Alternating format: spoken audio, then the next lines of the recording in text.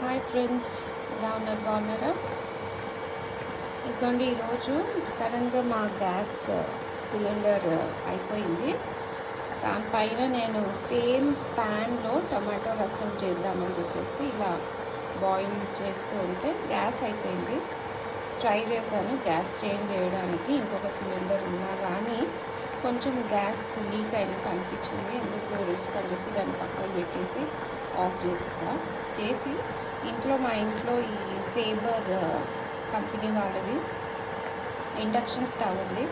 ఎప్పుడు యూజ్ చేయలేదు, అంటే మన గ్యాస్ స్టవ్ ఉండగా దీన్ని పట్టుకోము కదా మనం.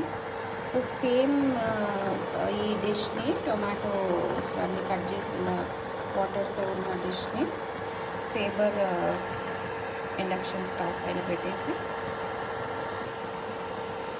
ఇలా బాయిల్ చేస్తున్నాను. మీకు ఇండక్షన్ స్టవ్ యూజ్ చేయడము వచ్చా? లేదంటే it is a very simple process, నేను తప్పకుండా మీకు షేర్ చేస్తాను.